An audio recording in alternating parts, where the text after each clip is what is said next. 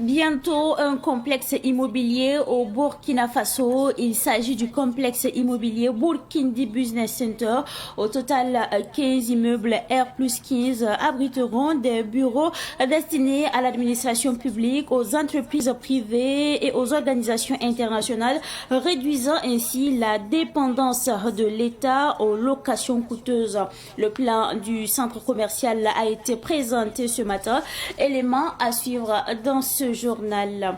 Le ministère de l'Urbanisme met en place une stratégie de reconfiguration urbaine. Cette stratégie de reconfiguration vise à renforcer la présence de l'État et la fourniture des biens et services sociaux de base dans les villes. Élément à suivre dans ce journal. Et puis, la place d'armes de la brigade des volontaires pour la défense de la patrie, BVDP, porte désormais le nom place d'armes du VDP Laguioro. La cérémonie de baptême a eu lieu cet après-midi même à Ouagadougou. Vous entendrez le chef d'état-major général des armées dans ce journal. Mesdames et messieurs, bonsoir et bienvenue à ce rendez-vous consacré à l'actualité sur Savan TV. Le groupe Castor Africa a procédé ce matin à Ouaga 2000 à la pose de la première pierre de son complexe immobilier Burkindi Business Center. Ce projet, entrant donc dans le cadre d'un partenariat public-privé, associe l'État représenté par le Bureau national des grands projets et la Société nationale d'aménagement des terrains urbains en abrégé Sonature au groupe Castor, acteur clé dans le domaine de la construction. C'est un reportage signé Sidiki Kabré et Uriel Lezogo. Sur cette superficie de 4,6 hectares, le projet donnera naissance dans 4 ans à un ensemble comprenant 15 immeubles de type R+15, une tour de R+35, 700 appartements résidentiels et d'autres infrastructures multifonctionnelles. Cette réalisation transformative pour Ouagadougou vise à faire de la capitale burkinabé une destination à ne pas manquer. Ce projet va donner une autre image à notre pays. Toute personne, tout Burkinabé qui va prendre un vol pour descendre au Burkina après la réalisation de ce projet sera vraiment fier.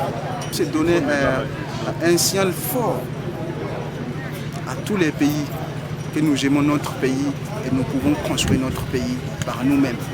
Personne d'autre ne viendra construire le Burkina en dehors de nous. Au-delà des bâtiments, le Burkindi Business Center se distingue par sa vision de faire du Burkina un centre économique de premier plan, tout en optimisant les coûts d'exploitation pour le gouvernement et les hommes d'affaires. L'État loue des bâtiments à hauteur de 9,6 milliards de façon annuelle. Dès qu'on arrive à réaliser ce projet, ce problème est résolu. Parce que nous engageons plus de 3000 bureaux ici et plus de 720 appartements. Donc désormais, ce problème-là sera derrière nous à la race de Dieu. Ce projet de joyau, premier du genre dans la sous-région, est accueilli avec enthousiasme, notamment par le partenaire stratégique qu'est l'État burkinabé. C'est vraiment un complexe intégré qui cadre bien avec la vision que nous avons de l'immobilier. Donc c'est comme ça que nous ambitionnons mettre en œuvre des projets immobiliers futuristes, ambitieux, qui permettent en tout cas de pouvoir doter nos villes d'infrastructures modernes et résolument tournées vers l'avenir.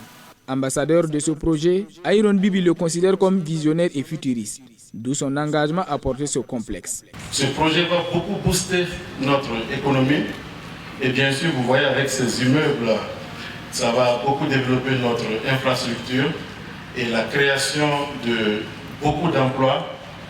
Et aussi, l'objectif est que Burkindi Business Center devienne le carrefour international des affaires de l'Afrique de l'Ouest. Le complexe immobilier Burkindi Business Center représente un investissement global de plus de 300 milliards de francs CFA. Il va créer plus de 300 emplois indirects et plus de 2000 emplois indirects.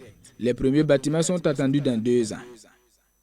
Après donc cette pose de première pierre du groupe Castor Africa, nous parlons cette fois-ci du ministère de l'Urbanisme et de l'Habitat qui a tenu aujourd'hui l'atelier de validation de la stratégie nationale de reconfiguration urbaine, une stratégie voulue en tout cas par le gouvernement pour rapprocher les populations dans le cadre de la reconquête du territoire national. Plus de précision avec notre reporter. Il s'agit là de Ahmed Joël Compaoré. La crise sécuritaire que traverse le Burkina Faso depuis belle lurette entraîne le déplacement des populations. C'est ainsi que le gouvernement, à travers le ministère de l'Urbanisme, met en place cette stratégie de reconfiguration urbaine.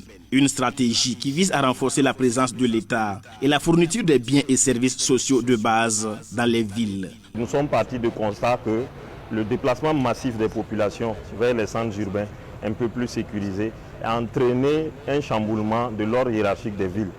Des villes comme Kaya, Dori, Djibo, Fada, pour ne citer que celles-ci, ont vu leur population doubler en moins de 5 ans. Et ça a montré les limites de nos outils de planification qui sont toujours en vigueur.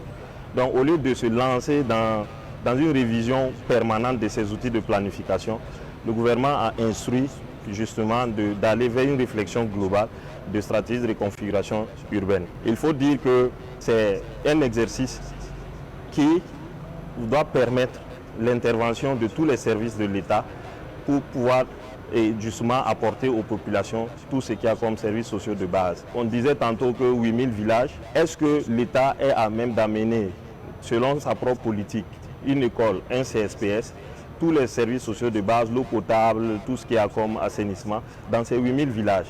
Sur le plan sécuritaire, cette reconfiguration facilitera également l'intervention des forces de défense et de sécurité dans les zones ciblées. On a fait des réflexions pour voir comment on va redéfinir les anneaux de nos villes, c'est-à-dire les limites de nos villes, comment nous allons positionner les équipements de sécurité et pour pouvoir justement par la suite faire rapprocher certains villages, mais des études plus détaillées viendront à faire. On va prendre des localités témoins pour faire cet exercice-là. Nous allons pouvoir, les villages qui ne seront pas dans ces noyaux urbains qui sont exposés à l'insécurité, on va proposer d'amener ces populations vers ces centres urbains. Et maintenant, avec le dispositif sécuritaire, on pourra sécuriser le maximum. Cette stratégie est en lien avec l'initiative présidentielle Faso Mebo, adoptée en Conseil des ministres le 16 octobre dernier. En rappel, la stratégie de reconfiguration urbaine est une recommandation du Conseil des ministres. L'intrépide combattant Lagui Soumaïla Ganame, dit Lagui Yoro, immortalisé à la brigade des volontaires pour la défense de la patrie, la place d'armes de la BVDP porte désormais son nom. À travers ce baptême, le gouvernement et la hiérarchie militaire rendent hommage à celui qui a sacrifié sa vie pour sa province, le Loroum, et pour le Burkina tout entier. La cérémonie de baptême a eu lieu cet après-midi même à la BVDP à Ouagadougou en présence de plusieurs membres du gouvernement proches et amis de Lagui Yoro. Écoutons donc le chef d'état-major général des armées, le général de brigade Célestin Semporé. Il s'exprime au micro de notre reporter Issa Atié. Une vie consacrée en grande partie à la lutte contre l'île terroriste et pour la libération de son peuple meurtri. Je dirais tout simplement, Ganame Soumaïla a mené le bon combat et mérite amplement les hommages de la nation tout entière. En ce jour mémorable, où toute la hiérarchie militaire se réunit autour des parents, amis et compagnons de l'illustre disparu, je voudrais une fois de plus témoigner toute la compassion des forces armées nationales à sa famille et leur réitérer notre engagement à poursuivre son combat contre les groupes terroristes. Lagui Yoro était un valeureux combattant rompu au maniement des armes individuelles comme collectives. Il était surtout un combattant courageux et fin stratège et tacticien de la guerre, car avec lui, la terreur changeait de camp. Son départ prématuré a été une grosse perte pour le Burkina Faso, patrie qu'il a aimée de toute son âme et pour laquelle il a donné sa vie. Je voudrais, en cet instant précis, vous rassurer de la disponibilité pleine et entière du commandement à accompagner les veuves et les orphelins du défunt dans la mesure du possible. La commune de Koudougou, dans la province du Boulkemde, région du centre-ouest, a décidé de venir en aide aux veuves et orphelins des forces de défense et de sécurité tombées sur le théâtre des opérations. Ces personnes vulnérables bénéficient ainsi de vivre et de non-vivre. Cette action de solidarité a eu lieu le 24 octobre dernier à Koudougou, dans la cité du Cavalier Rouge. Les précisions avec Daouda Yamero. Des vivres et des non-vivres au profit des veuves et orphelins des forces combattantes tombées sur le théâtre des combats. C'est la première édition de la journée communale de solidarité initiée par la délégation spéciale communale et des bonnes volontés de la cité du Cavalier Rouge. Le président de la délégation spéciale de Koudougou, Jonas Mané. À un moment donné, en échangeant avec le service social, d'organiser une journée de solidarité. Et on s'est rendu compte qu'il y a les veuves et orphelins des forces de défense et de sécurité tombés au front, qui se sont réunis en association et qui sont dans la commune de Koudougou. Et nous avons dit, mais on peut dédier donc cette journée à cette frange de notre population. Un geste salué par l'association des veuves orphelins des forces combattantes tombées au front et la mutuelle de santé Lafinoro du centre-ouest. Nous sommes très contents parce qu'on ne s'attendait pas à tous ces dons. Et nous remercions vraiment les donateurs. Nous sommes merci au ministre qui s'est déplacé de Ouaressa ici, venu nous rendre visite, venu essuyer nos larmes. Nous disons merci surtout aux donneurs, aux donateurs qui ont donné l'effort de pouvoir penser à ces personnes qui ont tant besoin et qui souffrent pour le moment. Donc, sincèrement dit, on ne sait pas quoi dire parce que nous tous, on est dans l'émotion et on est contente pour l'acte qui a été posé aujourd'hui. Le ministre d'État, ministre en charge de la protection sociale, présent sur les lieux, a saisi l'occasion pour livrer le message d'encouragement du président du Faso aux veuves et orphelins. C'est un message de consolation du chef de l'État que je porte à leur endroit pour dire que le peuple burkinabé tout entier est solidaire. Justement, pleure, même si on ne voit pas les larmes couler. On n'a même pas intérêt que les larmes coulent de façon visible, c'est de les transformer en courage et en abnégation pour venger ceux qui sont tombés et faire en sorte que notre pays soit véritablement libéré. C'est cet engagement que nous prenons. Le mois de solidarité est donc la première édition de solidarité au niveau de Koudougou, organisée par le PDS. Nous tenons à le féliciter. Ça va en droite ligne des orientations données par le chef de l'État. Le peuple burkinabé doit se fonder pour mieux progresser sur ses valeurs essentielles. Ses valeurs de solidarité, ses valeurs de cohésion, ses valeurs de discipline, ses valeurs de travailleurs, ainsi de suite. Donc de ce point de vue, il a lancé un appel. On ne souhaite pas voir une veuve pleurer parce que le mari n'est plus en vie. On ne veut pas voir un orphelin pleurer parce que le papa n'est plus en vie.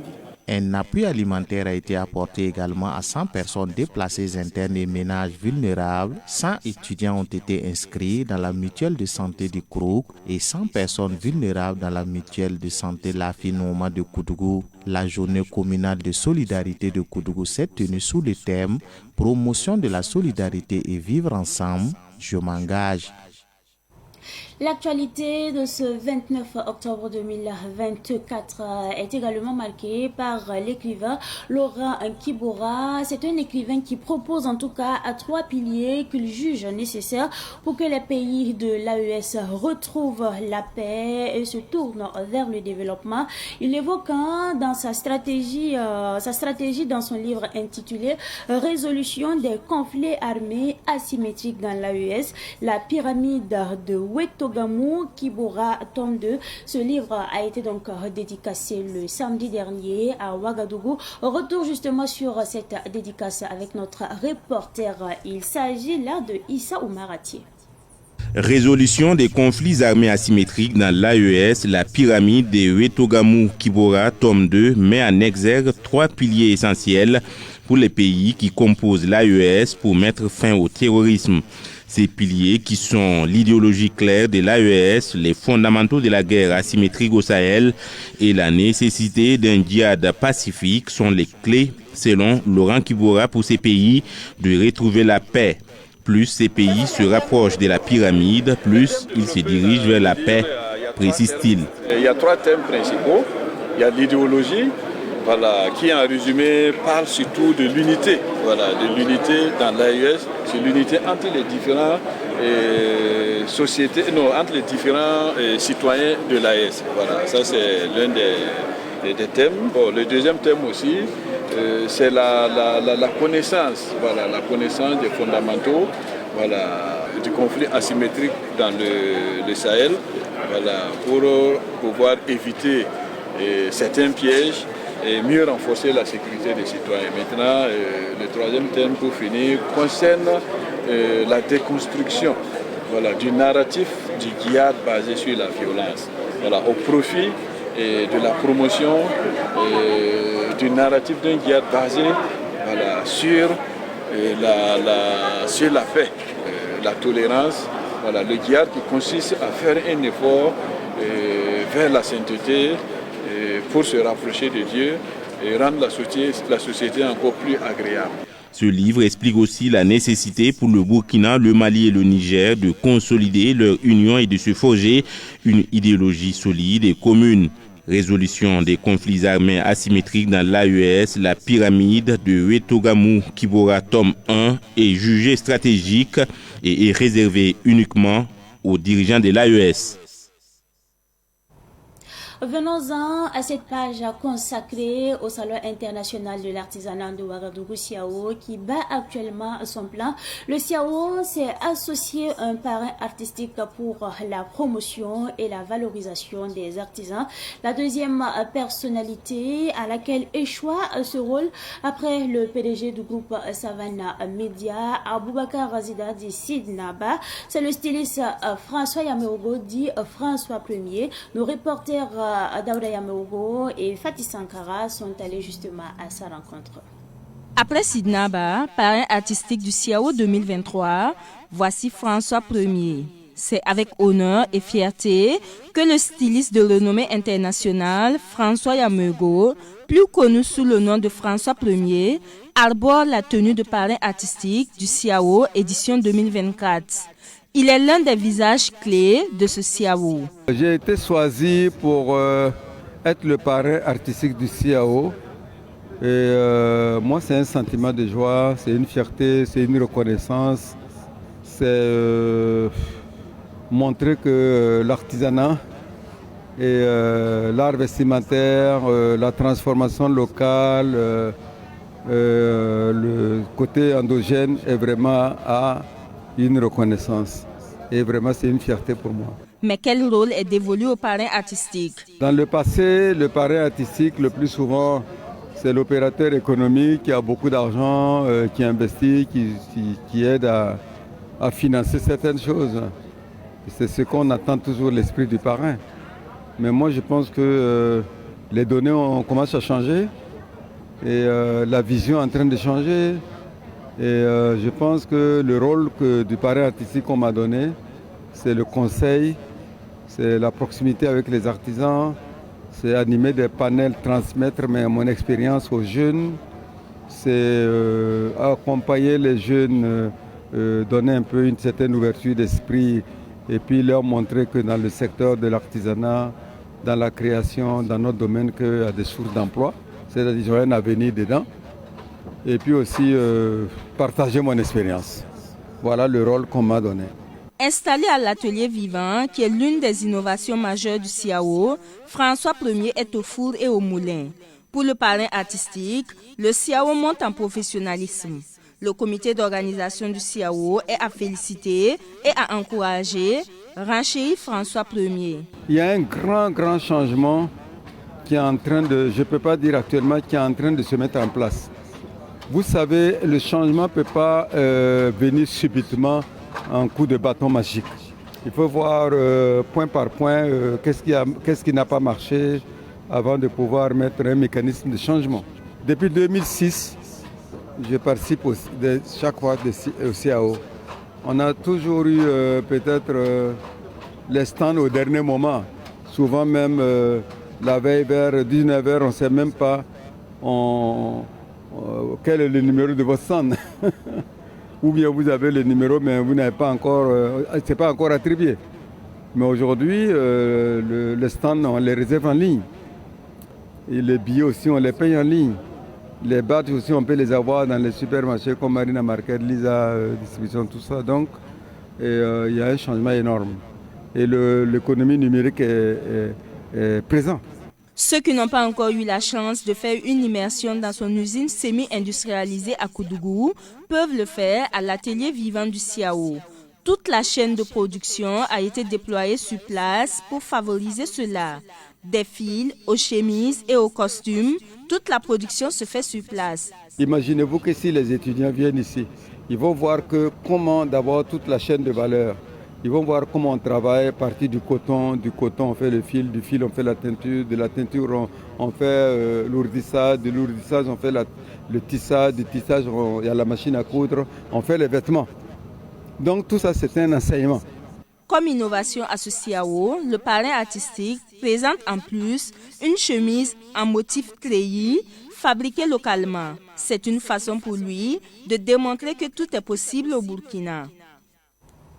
De la maroquinerie à l'agroalimentaire en passant par le textile habillement, les artisans de la région des Hauts-Bassins expriment leur savoir-faire au Salon international de l'artisanat de Ouagadougou CIAO. Zoom sur les artisans du Grand Ouest avec l'équipe spéciale CIAO. Il s'agit là de Daouda Yameogo, Fatih Sankara et Samuel Moko. Les artisans de la région des Hauts-Bassins ne se font pas compter la 17e édition du CIAO. Ils sont nombreux à exposer leur savoir-faire dans les différents pavillons du CIAO, de la maroquinerie à l'agroalimentaire en passant par le textile. C'est le cas des stylistes Cher Sommet, de Sommet Création et Ali Traoré, de Propre Couture. Je viens de Bobo Djilasso pour participer à la 17e édition du CIAO. On a emporté des habits, des façons d'Amfani cousis et des Kokordonda cousis, des habits traditionnels. Sommet Création, c'est la qualité. On a des habits qui ne sont pas trop populaires et c'est la qualité. Les finitions sont bien faites. C'est ça qui fait la différence. Bon, on a venu présenter des façons d'Amfani et Kokordonda. Prêt à porter, il y a chemise, ensemble, 3 pièces, pour dames et hommes aussi, même pour les enfants aussi. Le chausseur de Iron Bibi, le maroquinier Marc Batasang, propose une gamme variée de chaussures. La différence entre nos produits locaux, il faut dire que nos produits sont personnalisés. D'autant plus que nous utilisons le panier qui est local. Déjà, la différence, c'est ça. Maintenant, dire en termes de différence entre les produits importés et les chaussures type moderne que nous produisons ici, il n'y a pas grande différence. Il n'y a pas grande, c'est ça. Je vais sous forme de contradiction. C'est ça qui fait la différence de notre atelier. Lorsque tu prends, si tu n'as pas vu la production, tu ne vas pas croire que c'est des choses faites sur place. Voilà un peu la différence. Le public est donc invité à y faire un tour afin de se procurer des produits de qualité de la capitale économique du Burkina Faso. Bon, j'appelle tous les Ouagalais et on va venir visiter. En tout cas, les habits sont là, jolis, moins chers. Pavillon Kilimanjaro, B19. Comme on voit que les gens s'intéressent vraiment au pain traditionnel, à nos produits locaux, nous voyons que les gens s'intéressent beaucoup à ça. On a confiance que ça va aller. On espère vraiment répartir avec des sacs vides. On invite la population de sortir beaucoup. Les artisans sont venus de Bobo partout en Afrique. Ils ont envoyé des bonnes qualités pour venir présenter à la population. Le CIAO 2024 réunit depuis le 25 octobre dernier des artisans de 30 pays venus exposer leur savoir-faire aux yeux du monde entier. Puisqu'elle adoucit les mœurs, comprenez donc que la musique est également au menu de l'actualité de ce soir. Et nous parlons justement de l'artiste musicien Amadou Jean-Marie Nonkouni, alias NG, qui vient justement de mettre sur le marché discographique son premier album intitulé Kato Mwende. Cet album chanté en français et moré sensibilise la jeunesse burkinabé à la culture du vivre ensemble. Il rend également hommage aux forces de défense et de sécurité engagées sur le théâtre des opérations nationales. La dédicace de l'album a eu lieu le dimanche dernier à Ouagadougou en présence de notre reporter Yacouba Kiamtori.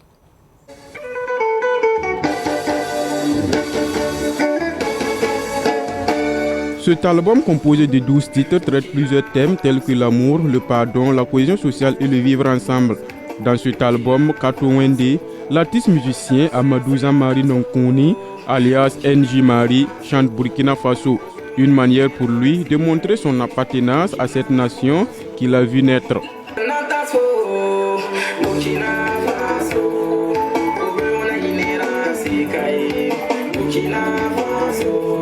Il chante aussi FDS Kato Wende en feat avec Nourat.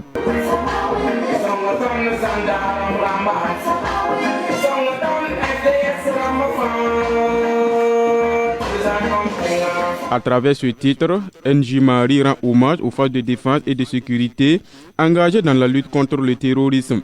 Voilà, j'ai chanté FDS Kato Wende pour vraiment, c'est ma prière comme je dis à chaque fois pour nos braves FDS qui sont au front, pour que nous puissions vraiment vivre et puis travailler.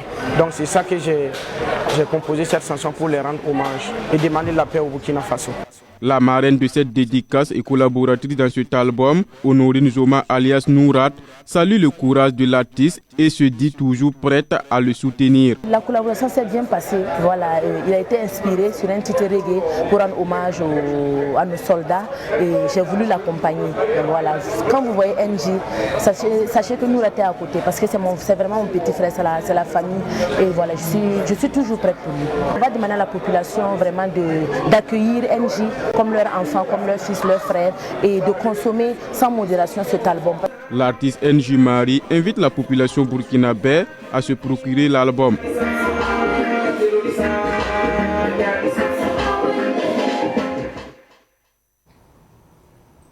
Cette pensée positive, avant donc de refermer cette édition, ne soyons jamais tristes, même si nous vivons les pires difficultés de ce monde. Soyons toujours confiants et restons optimistes car demain sera meilleur. Il faut savoir surélever quand on tombe. C'est tout pour cette édition du soir que j'ai pris en tout cas du plaisir à vous présenter. Merci à vous pour votre constante fidélité. Excellente suite de programmes, accompagné donc des programmes de la télévision des nouvelles idées.